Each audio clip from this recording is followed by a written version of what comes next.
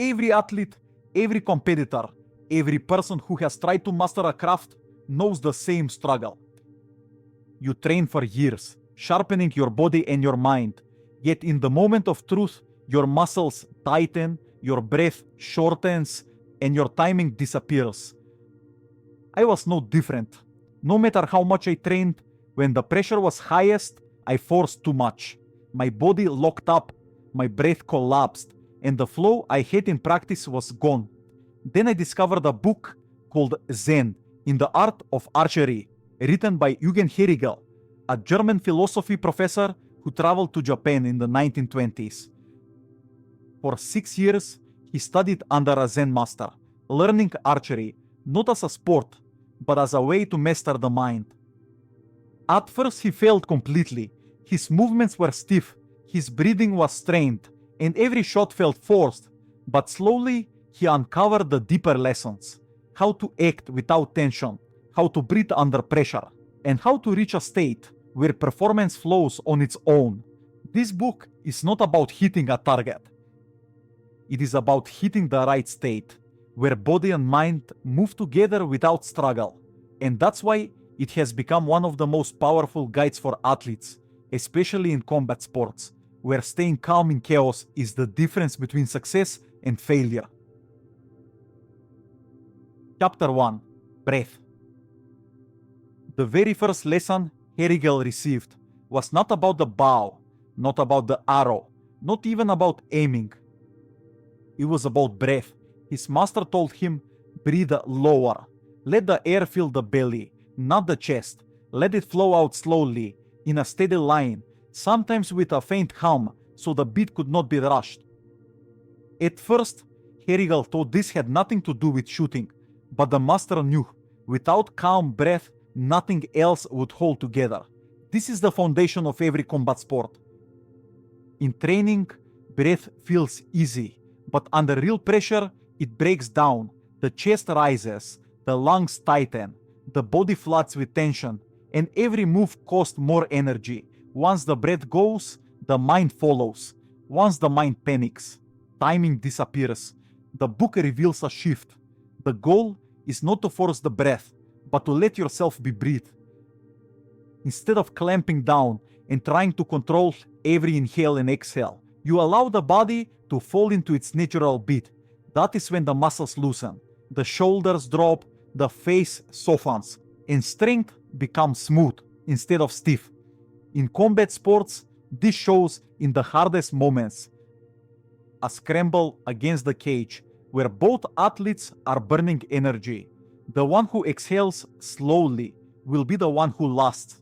A wrestler stuck under heavy pressure, the one who hums a calm breath out, is the one who finds the space to escape. A grappler fighting out of a choke. Panic means stepping early, but steady breathing can buy precious seconds to survive and turn the position. Breath is not a detail. Breath is the base. It steadies the body, clears the mind, and creates the conditions for timing to appear. Without it, you're always rushing, always training, always fighting yourself. So the first lesson Herigel learned is the same lesson every athlete must learn. Breathe. Not high and tight in the chest, but low, slow, and steady. Breathe so the body loosens. Breathe so the mind clears. Breathe so the moment doesn't control you. You control the moment. If you found this useful so far and you want to go deeper with me, I share full guides, personal breakdowns, and extra lessons on my Patreon. Even the free tier gives you access to tips and study notes I don't post anywhere else. The link is in the description.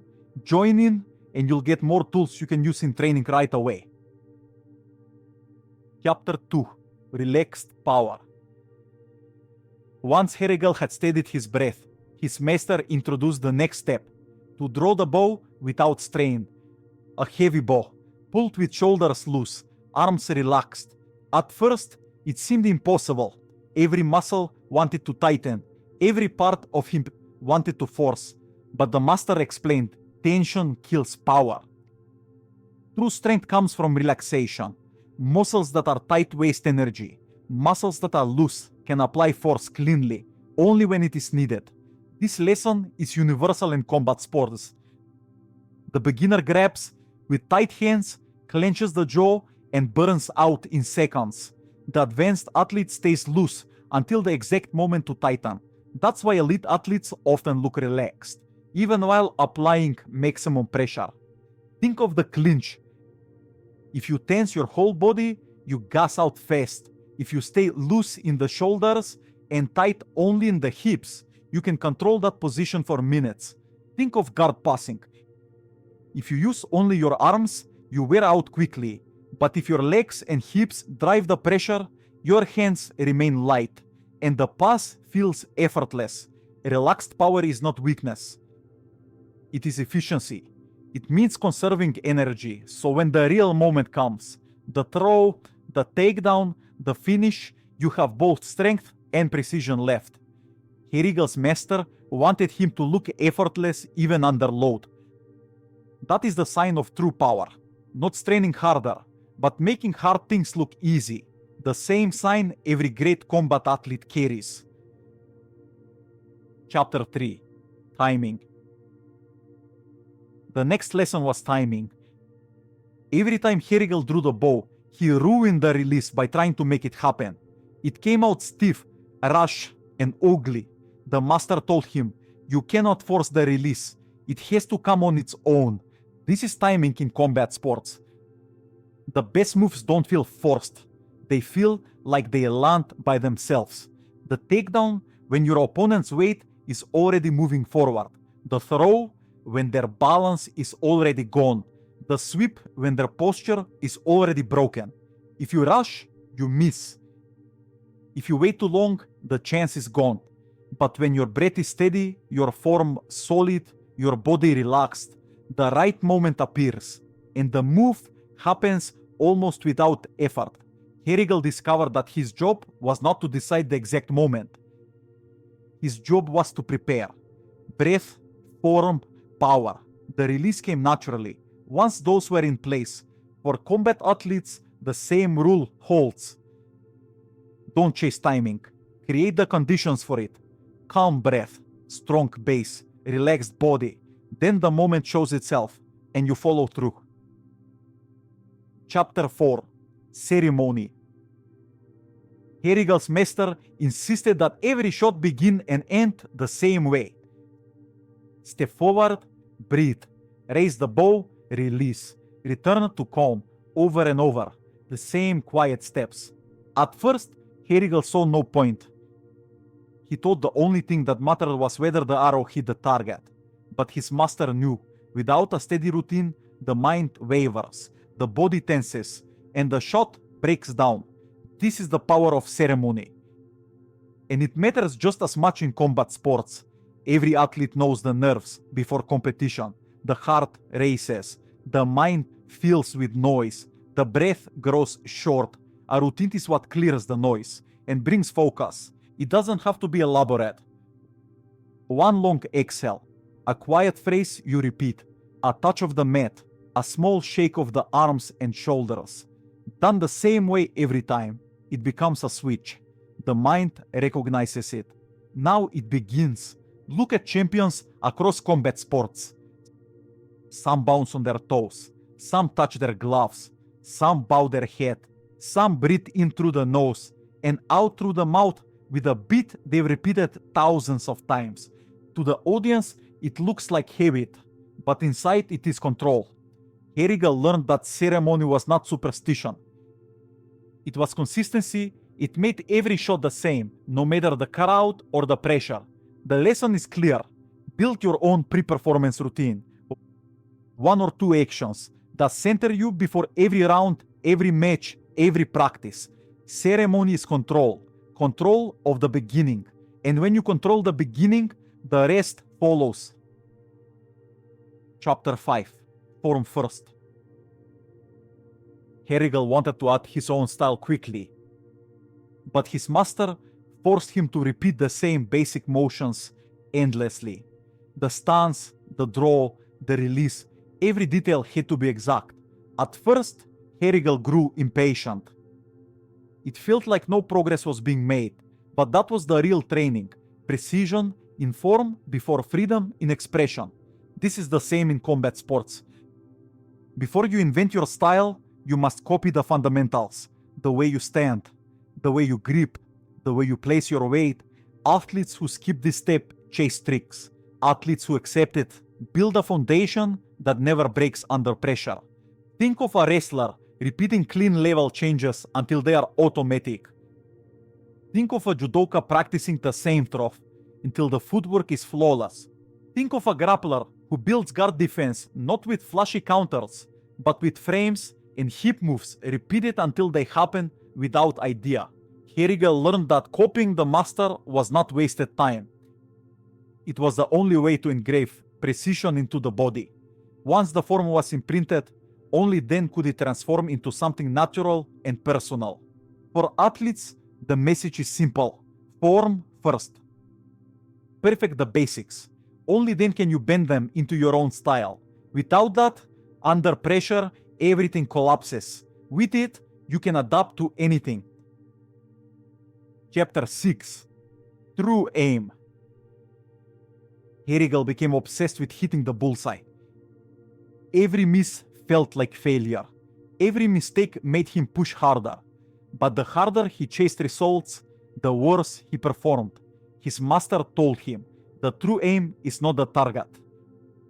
The true aim is your state. If the state is correct, the target will follow. This lesson translates directly into combat sports. When the mind locks only on victory, submission, or knockout, the body grows stiff, breath shortens, timing slips away. But when the focus is on process, posture, balance, control, the results take care of themselves. Think of a grappler chasing an armbar too early. They clamp with all their strength, but lose position. The experienced grappler focuses first on control. The elbow line, the shoulder line, the weight on the hips. The finish comes naturally because the base was built. Or think of an athlete swinging wild to force a knockout. They gas, they miss, they get countered. The veteran stays calm, touches with light shots, keeps balance. And when the guard drops, the knockout arrives without chasing. Herigel learned that the target was never the real goal. The goal was correct form, calm breath, and steady mind. The arrow hit because the process was right. For athletes, the same truth stands. Focus on state, not score. Points, victories, submissions, those are side effects. The real target is how you hold yourself under pressure. Master that and results follow. Chapter 7. Waiting without forcing. Herigel's biggest mistake came at the peak of tension. He would draw the bow, hold it, and then rush the release. He could not stand the pressure of waiting. The master told him, you must learn to hold steady without forcing, without panic, without breaking. This is one of the hardest lessons in combat sports. You secure a dominant position, mount, side control, or back control. Your opponent is training with all their strength. The temptation is to chase the finish too soon, but if you rush, you lose control. If you wait calmly, the opening appears by itself. Think of back control. The beginner squeezes too early, burns their arms, and loses the position. The experienced grappler settles first, locking the hips, hiding the choking hand, breathing slow. They hold steady in the storm. And when the opponent finally slips, the finish is clean and easy. Or picture the clinch. A rushed throw against a balanced opponent wastes energy. But when you wait, control grips, and let them shift their weight, the throw becomes effortless. Herigel discovered that waiting was not weakness. It was control. To hold tension without panic, to breathe under strain, to remain loose while pressure mounts, that is mastery. For athletes, the message is clear. Don't rush the finish. Control first. Breathe, wait. The right moment always comes. Chapter 8. The Trap of Tricks. At one point, Herigel thought he had found the answer. He discovered little tricks that made the release easier. For a moment, his shots looked better, but his teacher stopped him instantly. The master saw through it. Shortcuts that worked in practice, but would never hold under pressure. Combat sports are full of these traps. Moves that rely on surprise, hacks that win once but collapse against real resistance, setups that avoid building true position. They feel good in the short term, but they fail when the opponent is skilled, patient, or composed. Think of a grappler who relies only on opportunistic submissions without control. They catch someone once, but higher level opponents shut them down easily. Think of an athlete throwing only spinning attacks, hoping for surprise. Against beginners, it might work. Against discipline, it leaves them exposed. Herrigel's master made it clear, tricks are not the way. Only real fundamentals, steady breath, relaxed form, correct timing can be trusted when pressure is highest. For athletes, the lesson is sharp. Don't mistake shortcuts for mastery. If a method makes you tense, rushed, or desperate, it will break. If it makes you calmer, steadier, and more balanced, it will last. Chapter 9. It shoots. After endless frustration, Herrigel finally experienced a breakthrough. One day, the arrow released by itself, smooth, clean, effortless. His teacher bowed and said, "It shot, not you shot, it shot." This was the heart of Zen training. True mastery begins when action feels automatic. No tension, no hesitation, no idea weighing you down. Just movement that flows naturally from preparation. Every athlete has felt this once. The throw that lands perfectly without planning. The takedown that comes, the instant balance shifts. The guard pass that opens because you felt it, not because you forced it. It feels effortless, but it only happens because of all the work laid down before. Breath, form, patience, repetition. Herrigel's master explained that this was not magic. It was the result of doing the basics so correctly, so often that the barrier between idea and action disappears. In combat sports, we call this flow. No longer chasing moves step by step, no longer freezing in hesitation. You simply act, and every act feels right. This is the highest level of performance. Not forcing, not overthinking, trusting the state you have built until the fight seems to move by itself. Herrigel finally understood. The goal was never to control the shot. The goal was to prepare so completely that the shot released on its own. For us, the lesson is identical. Train until the separation between idea and action disappears. That is when performance feels effortless. That is when mastery begins. Chapter 10. Zen and Combat. Herrigel's master explained that the same principles applied not just to archery, but to combat itself. In a fight, hesitation is defeat. If the mind is busy deciding, the opening is already gone. Zen training showed another way. Action without delay. A strike comes and the body avoids it instantly. The counter follows in the same breath. No pause, no second idea. Awareness flows directly into movement. This is exactly what combat sports demand. The wrestler who sprawls the instant the shot begins. The judoka who feels the shift of balance before the throw is visible. The grappler who switches from pass to submission in one beat. The striker who slips and counters in the same moment. Beginners freeze in these moments. They see the attack, but their body waits for permission from the mind. That small delay is the difference between defending and being caught. Zen practice removes that gap. Through steady breath, relaxed body, and endless correct repetition, the body learns to act without waiting for idea. Calm, direct, immediate.